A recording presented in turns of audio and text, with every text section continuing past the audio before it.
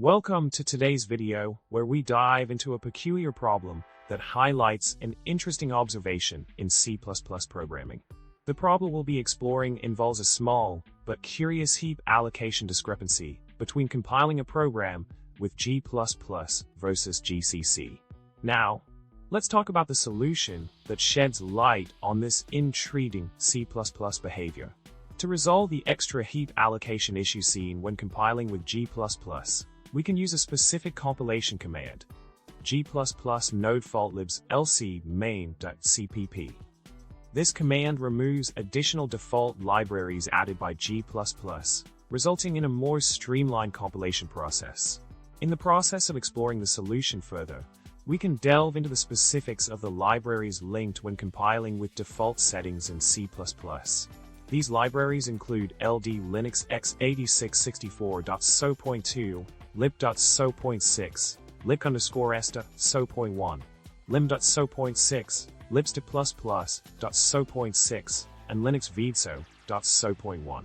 Understanding these linked libraries helps in identifying the root cause of the extra heap allocation. Continuing with our exploration of the solution, let's focus on the reduced library set linked when compiling without the default libraries added by G++. In this case, the libraries linked include ld linux x8664.so.2, lib.so.6, and linuxvidso.so.1. By excluding certain libraries, we can observe a difference in heap allocation behavior during compilation. Moving on, we can now examine the specific C++ libraries that contribute to the additional heap allocation observed when compiling with G++. These libraries, namely lib_s.so.1, lim.so.6, and libst++.so.6, play a role in increasing the heap size during compilation. Understanding the impact of these libraries is crucial in optimizing memory usage in C++ programs. Expanding on our investigation, we can further refine the compilation process by selectively including essential libraries while excluding others. By using the command g++ nodefaultlibs lgcc_slmlc, we can tailor the compilation to include only the necessary libraries, thereby avoiding unnecessary heap allocations. To gain deeper insights into the implications of C++ standard libraries on heap allocation, we can analyze the program behavior through debugging.